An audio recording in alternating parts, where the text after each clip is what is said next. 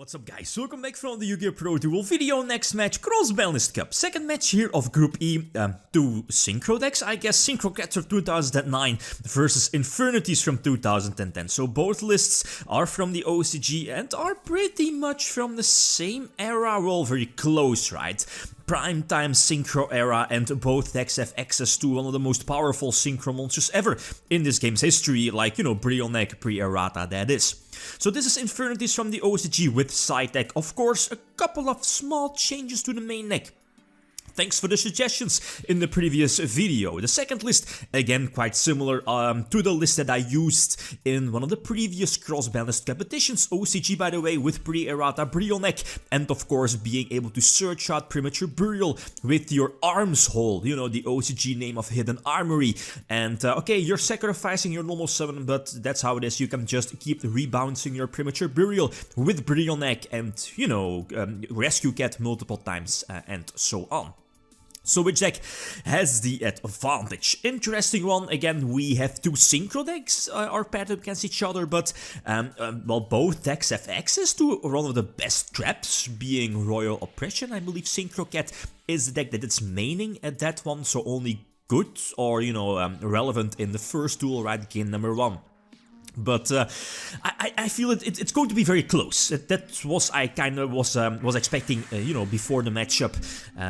Again, two Synchro decks, heavily based Synchro decks. Both decks have their advantages, and yeah, the thing here is that a card that I haven't talked about yet is Cold Wave. You know, a very old school card, banned for a good reason, because as you know, I remember it very well when Cold Wave was legal.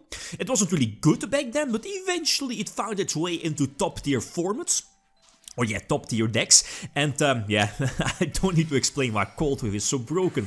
Okay, it's very similar to Pot of Extravagance. You, as the player, are forced or is forced to use Cold Wave at the start of your main phase 1. So, you know, after that, both players cannot activate spells, traps, or set spells or traps. So, you know, against something like Infernity, that's huge. I mean, it's very similar to Dimensional Barrier. It just puts your opponent's deck one turn behind.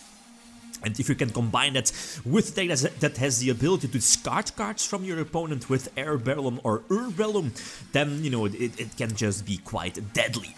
Or, well, let's say, use Cold Wave, Rescue Cat eventually, and with Spire or something like that, go for Black Rose to blow up the entire field under Cold Wave. That was super devastating.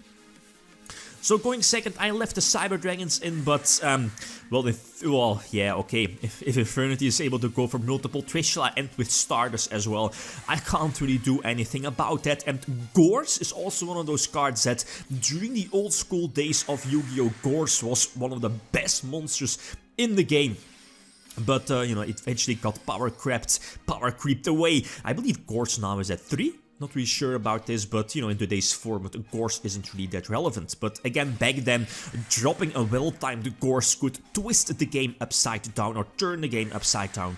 And yeah, it's a bit mind-blowing. I mean, if you started playing recently or past couple of years, it's a bit mind-boggling, or it may be difficult to understand how powerful a card Gorse was during its prime time. So I believe somewhere in 2011.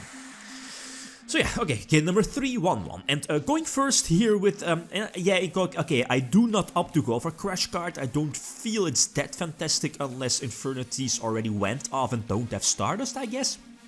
But eventually opted to go for Rescue Cat and enter Brionac, and of course with a double back row being Royal Oppression as well, you know, with the potential ability to block your opponent's entire deck with Royal Oppression and potentially use Brionac multiple times to, you know, like here Premature Burial, get back Premature as well and go from there. But the DD Crow, both decks have access to, I believe, triple DD Crow combined in either main and or side deck, so definitely one of the best old hand traps, I guess, from this game's history. And yeah, in both matchups here for both decks, DD Crow is definitely a game winner. Top deck the Dark Arm, so that's good since I only have 2 Darks in the graveyard. Use DD Crow, and that's why DD Crow was so flexible as well, and so good and flexible to get to the 3rd Dark in the graveyard. But, well, I'm playing against Infernities, and well, if there is like a deck that can top deck like a champion, it's Infernities, and Mirage was top decked, and this because Cataster is gone, I thought, well, even with Cataster, it doesn't really matter. There is this card. I'm not really sure how to pronounce its name. No, I'm not going to butcher the name, but it is like the effect that as soon as a level 3 or lower monster, I believe it needs to be on your side of the field, the card controller, not really sure, it will boost its attack up to 3k. And in this case, it kind of worked out. So that's a bummer. And yeah, I lose this one, even though that Dark Arm Dragon was a huge top deck. Playing against Infernities is quite deadly as well, especially if we, you know, like, if it's a top deck course, that is. Anyway, so again, number 4, and again going first, and the Cold Wave again, very, very strong, but blown away by the Threatening Roar, so I can't declare an attack, otherwise it would have been very solid, you know, Monk into maybe double discard or whatever, but that wasn't the case, so I kinda, well, maybe I could have been punished here with a flip, a tuner maybe, or Mirage and Beetle, you know, it's not that devastating, but it could have been worse, but Cold Wave still in effect, so both players cannot activate set cards until the end of the opponent's turn. I feel kinda greedy here with double Air Golem, discard 2 cards, basically a Delinquent Duo, and going for the Stardust Dragon, basically some extra protection for both Bottomless Trapple, I believe.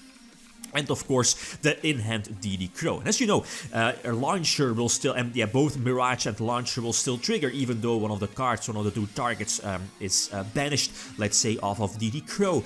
But yeah, the double Bottomless too strong, DD Crow as well too strong, and now it's just a matter of time. So I probably should have normal summoned Monk here, because it will, you know, like turn itself into a defense position as well if it's flipped face up. And here I decided to do that, you know, for next turn, potentially some extra damage. Raikou as well for the set, for the potential attack if the opponent indeed has a monster, and this should indeed be the game. So it's going into a, well, good old school, the game number 5, I guess, where Infernities have the advantage to go first. And I feel that's okay, especially with the Synchro variant of the deck. It's, I feel maybe a bit slower due to the trap card.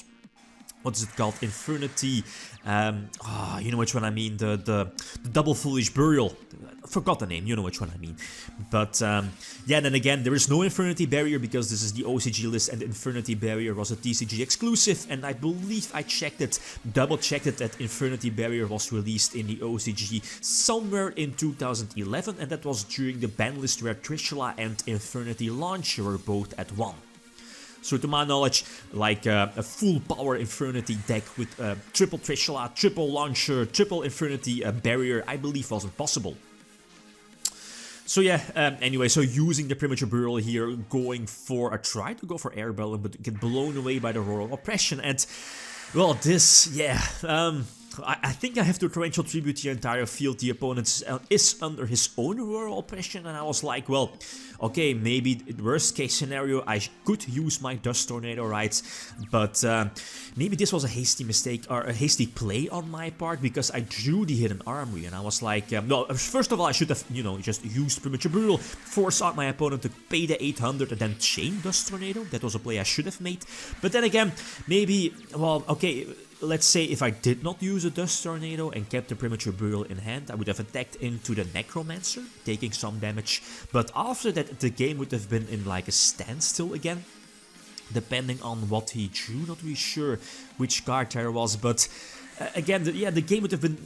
It again would have been different, and okay, I did have Bottomless set, but Bottomless is not going to do anything against the fully loaded graveyard of, you know, like multiple Infernity monsters, especially double Archfiend. So was that maybe a hasty mistake here, the Dust Tornado? But then again, okay, attacking into Necromancer with 2k defense, the game again would have been very slow, so yeah, it probably would have been a bit different, who knows, but yeah, okay. That's how it is. Good match, good duels. Again, 2 decks very equal to each other, I guess. But Infernities comes out on top. So Infernities getting the 3 points and Synchro staying behind with the 2 points. But everything is still possible here in this group. For the next group, again, like always, feel free to leave your predictions. We are, again, approaching the 3 big groups, very similar to the first groups here, being A, B, and C. So Group F, we have Titan Cosmos, Cosmo from 2016. It's paired up against the Master Rule 4 deck, being Orcus. So, very interesting matchup. Feel free to leave your prediction, top right corner, the eye symbol, and or feel free to leave a comment. Okay. Guys, that's it. Thanks for watching. Feel free to leave a comment or like if you enjoyed the video. YgoPro signing out. Peace.